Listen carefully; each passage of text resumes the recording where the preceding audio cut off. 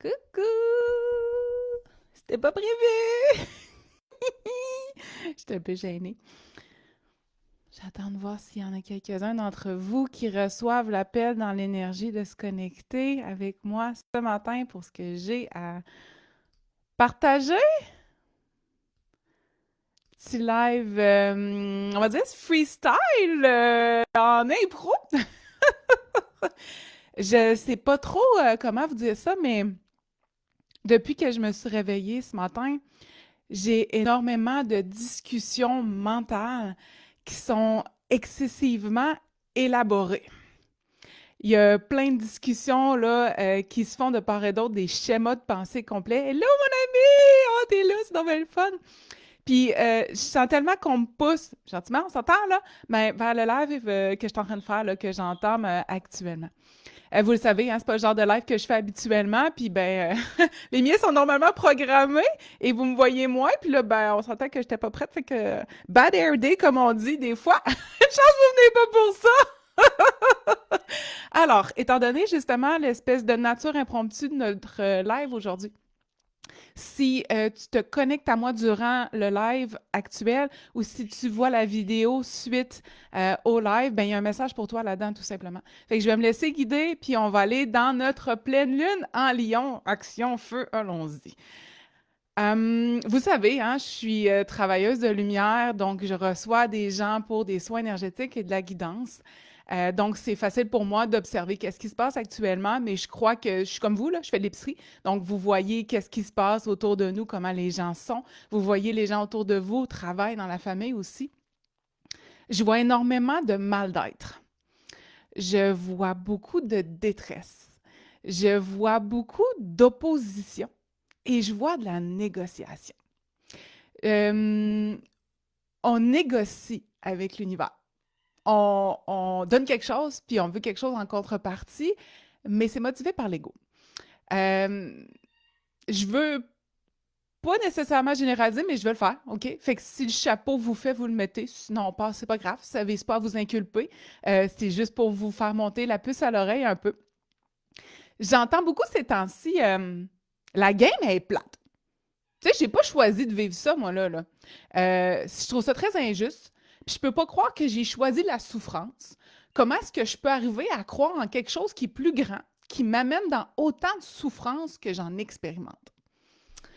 C'est sûr qu'on a tous notre façon, notre approche, notre système de réaction face à ce qu'on comprend pas, envers, en fait, ce qui s'accorde pas non plus avec ce qu'on veut puis qui ne va pas s'assujettir à nos désirs puis à notre volonté. Fait que le résultat, ben, c'est qu'on va s'opposer, c'est qu'on va résister, puis on va confronter, on va challenger. Puis, en fait, ce que je vois surtout ces temps-ci, je vais parler des femmes après, c'est là ma généralisation, je vois beaucoup chez les hommes, je le remarque particulièrement chez eux, tout ce que je vous ai dit, là, est plate la game, là, j'ai pas choisi de vivre ça. On veut affronter l'univers. On part en guerre contre l'univers. L'univers est un ennemi qu'il faut battre et avec qui on a besoin de négocier des termes si on sait qu'on va pas gagner, ben au moins pour pas se laisser vaincre sans avoir laissé des petites marques en retour, hein, sans s'être un petit peu vengé. Puis ce que j'aimerais vous apporter à réaliser, c'est qu'en ce moment, il n'y a pas d'affront. C'est tout le contraire. C'est simplement l'ego qui se manifeste, qui se braque, qui veut protéger tous les blocages, toutes les blessures que nous, on vient résorber en tant qu'humanité. La fameuse incarnation, finalement, OK?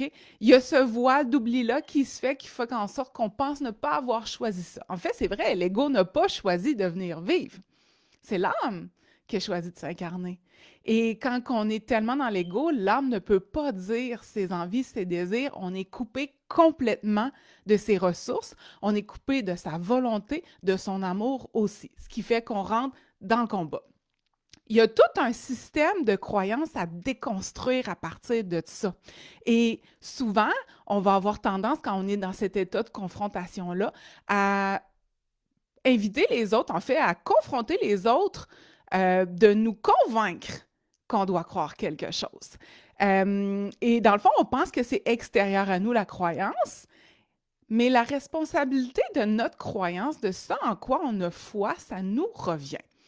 On va challenger les autres, on va le voir, on va dire ben prouve-moi que ce que tu dis, c'est vrai. Prouve-moi là hors de tout doute. T'sais, on va le passer par une batterie de tests, là, on va le rouler dans la boîte, on va le passer en dessous d'un 10 roues, on va le tirer à partir dans l'air.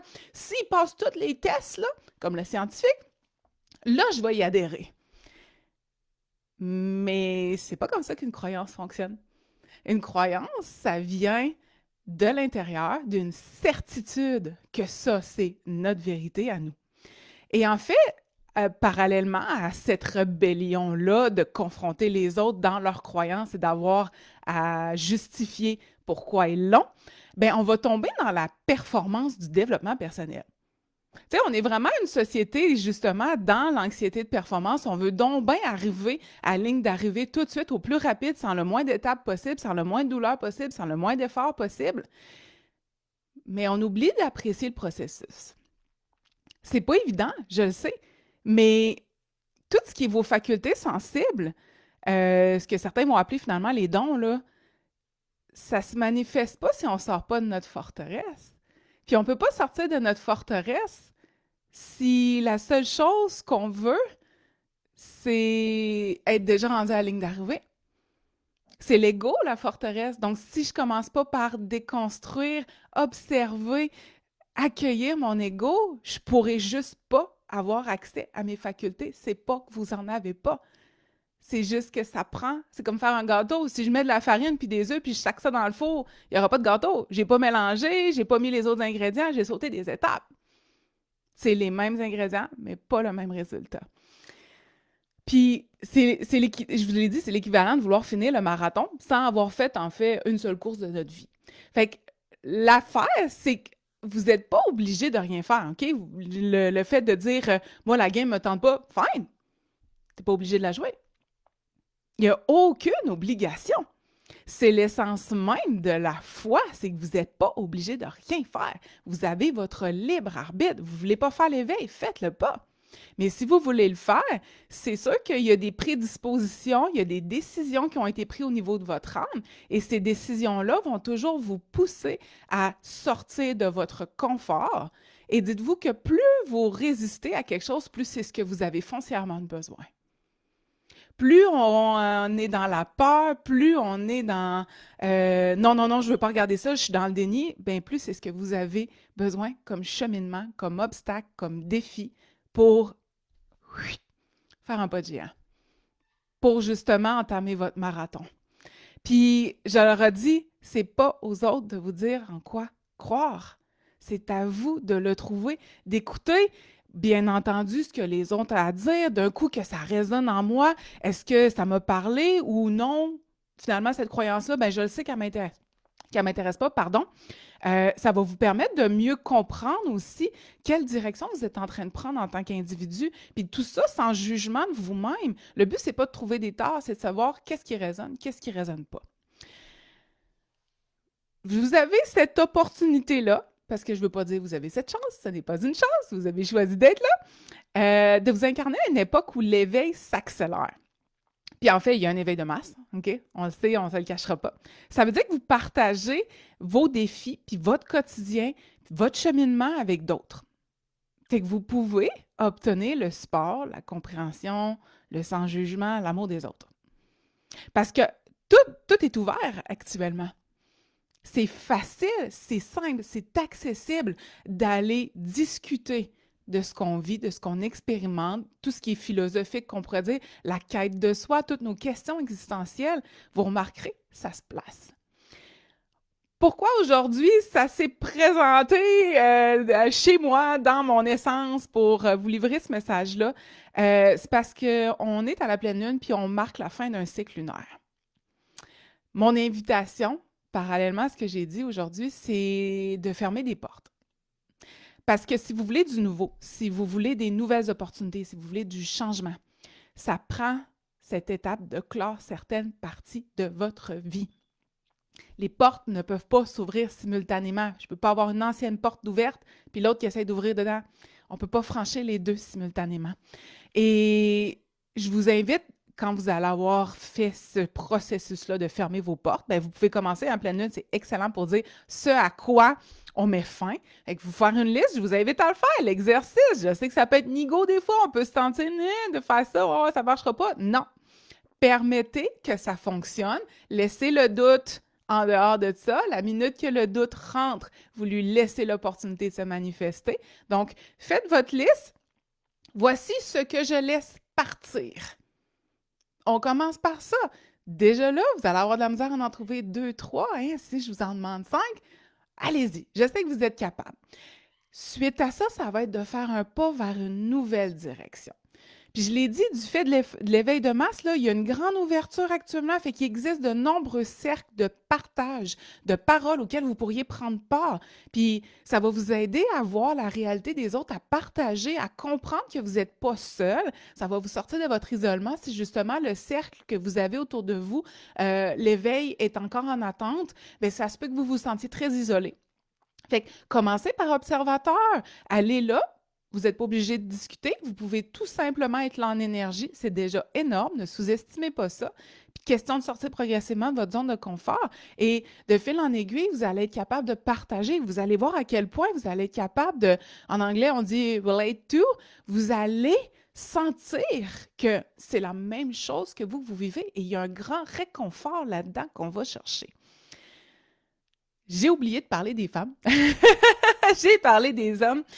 Les femmes, c'est sûr que tout ce qui va être intuitif va être un petit peu plus facilité que chez les hommes, du fait qu'on a déjà un rôle que la société est habituée de nous voir avoir nos émotions. Ça veut dire qu'une femme qui a ses émotions, on fait « Ah, ben, dans ses émotions, c'est pas grave ». Donc, souvent, comment on va vivre la phase difficile qu'on vit actuellement va être par beaucoup d'émotions. Les hommes vont être dans l'affront, vont être dans la confrontation, la négociation, comme j'ai dit. Les femmes, on va être plus dans se morfondre, jouer sur notre confiance en nous, un peu s'apitoyer sur soi-même, essayer de chercher d'où provient le problème, comme si tout était un problème, tout avait une source, tout avait un petit quelque chose qu'on peut gratter. Ah, c'est à cause de ça. Et notre défi à nous, c'est d'apprendre à simplement suivre le flow. C'est pas personnel, c'est juste des étapes. Parfois, dans l'étape de notre cycle, nous, on est habitués de vivre des cycles, ce que les hommes sont moins habitués de vivre et d'expérimenter. Notre défi à nous est d'en justement laisser le cycle se processer. Et je vous invite à suivre le vôtre. À justement vous fier soit sur le cycle lunaire si vous êtes très, très sensible à celui-là, soit sur votre cycle hormonal à vous pour mettre en action quand c'est le temps de justement, quand vous êtes après vos menstruations, c'est là qu'on a de l'énergie, c'est là que tout nous réussit, c'est là que le glow est naturellement. Allez-y, foncez, mettez du gaz, mettez votre horaire un peu plus rempli et parallèlement, après l'ovulation, c'est là que c'est commence à descendre. Donc, respectez ces temps de pause-là. Quand on est en descendante, c'est le high monté, avec là, tout est content, tout va bien, et là, il y a une redescente d'hormones. C'est tout à fait normal que les émotions et la confiance en soi soit en diminution. Et je vous invite encore une fois à observer ces émotions-là pour faire c'est-tu vrai que dans le fond, j'ai mal agi aujourd'hui? C'est-tu vrai que je suis tannante ou c'est plus que je suis dans le bas de mon système hormonal? Donc là, j'ai tendance à être un petit peu plus sensible et à fleur de peau. Et c'est pour ça que j'ai tendance à me taper dessus. Ça va vous aider énormément aussi dans votre réveil à mieux vous connaître, à mieux savoir justement comment vous vous comportez dans chacune des parties de votre cycle et de ne pas rentrer en conflit avec vous-même et d'amener plus d'amour envers soi, plus de justice envers soi, parce qu'on se traite tellement injustement, on est tellement méchante, on est tellement dur à notre égard. Puis on ne ferait pas la même chose pour les autres. On les traite mieux qu'on se traite. Et je pense que justement, de rentrer dans cette énergie-là, de suivre votre cycle, de vraiment canner votre horaire. S'il faut un côté pragmatique, on le fait, OK? De dire, bon, ben moi, je sais que mon cycle, c'est du 22 au 22. On va dire un chiffre comme ça. Ben les premières semaines, les premiers jours qui suivent le 22, c'est là que je book tout ce que j'ai comme rendez-vous avec des gens. C'est là que je mets mon horaire avec mes activités. Et les 2 semaines avant le 22e du prochain mois, C'est là que je mets plus mon dorlotage, plus des semaines souples, des semaines moins chargées pour me permettre de me revigorer, de m'énergiser, pas m'épargner, mais de tomber en mode économie un peu, de mode ralentissement, et sans me taper sur la tête. Plus je vais le faire, plus je vais être en accord avec moi-même et plus naturellement l'amour de moi va se présenter. Ça va faire en sorte que mon éveil, je vais mieux le ressentir, je vais mieux le capter, je vais savoir, ah, il y a une pleine lune, ah, en plus je suis dans le bas de mon cycle, c'est un peu normal que j'ai juste le goût de pleurer, plutôt que de se traiter de pleurnicharde. Parallèlement, on a un très grand rôle à jouer avec ces hommes qui, eux, ont appris dans les dernières générations à cacher, camoufler, avoir honte de toutes leurs émotions. C'est ça, malheureusement, pourquoi ils sont en combat. C'est qu'ils ont des émotions qu'ils n'ont pas eu l'opportunité d'expérimenter, on leur a pas laissé l'espace pour les vivre. Et là, ils en ont besoin d'une femme qui est près d'eux pour pouvoir leur dire c'est correct ces émotions-là, vas-y, je t'accompagne là-dedans, c'est ça que tu as besoin de vivre, tu as besoin de reconnecter avec. Et nous, on est excellents pour ça. Donc, oser aller gratter quand on voit que l'homme est sur le bord est tout en rétention avec les épaules relevées. Oser aller juste picosser doucement, juste créer l'environnement propice pour que on puisse se vider puis vraiment faire circuler les émotions. Pour vous aussi, vous allez vous en sentir énormément mieux parce que quand on est en relation avec un partenaire, on ressent tout l'autre. Et ça vient créer des blocages chez nous parce qu'on est en pâte. Alors, de pouvoir l'amener, de l'accompagner vers expérimenter ses propres émotions, c'est les deux qui allaient être gagnants. Et si vous faites votre réveil ensemble, mais vous allez tellement vous élever puissamment ensemble, ça va être tellement beau, tellement merveilleux. Fait que voilà, aujourd'hui, c'est ce que j'avais à vous dire. Je m'excuse, ça a été plus long que je le croyais. Mais je vous invite vraiment très fortement à faire une liste de ce que vous voulez cesser de faire, d'être. Vous avez le droit de vous reconstruire à tout instant. L'éveil, c'est une grande phase de déconstruction d'abord, justement pour pouvoir dire, ben c'est-tu telle chose que je suis parce que j'ai été forgée par la perception des autres ne me convient plus. Je ne me reconnais pas là-dedans. Donc, je prends ce bout de robot-là, puis je le tasse, je le mets à la poubelle, puis je construis un nouveau bout de robot que je vais venir intégrer à moi-même. Et je me construis selon ma perception à moi, ce que j'aime de moi, ce que je veux être. Voilà. J'espère que ça vous a parlé. J'espère que ça va être beaucoup plus doux pour vous dans les prochaines semaines. Tout est une question de perspective. C'est facile à dire, mais c'est le nerf de cette guerre-là. C'est d'arriver à changer sa perception des choses pour arriver à se détacher. Souvent, on est attaché à l'attachement plutôt que vraiment un attachement. C'est plus l'idée d'aimer quelque chose qui fait en sorte qu'on y reste. Alors, posez-vous les questions en toute honnêteté. Osez sortir de votre déni. Osez enlever vos œillères et voir ce qui est réellement. Vous allez voir que la souffrance va s'écarter. Vous allez voir que les choses vont être beaucoup plus fluides plutôt qu'être en résistance. Fait que, oui, merci Marie-Lou de le répéter. J'espère que les gens vont voir ton commentaire. Un autre genre de prise de résolution, effectivement. Moi, mes résolutions cette année n'en étaient pas. C'était plus des intentions. Et là, ben, on clôt un cycle lunaire, donc mettez des nouvelles intentions pour le prochain. Bonne journée, mes amis! Merci d'avoir été là! Bye bye!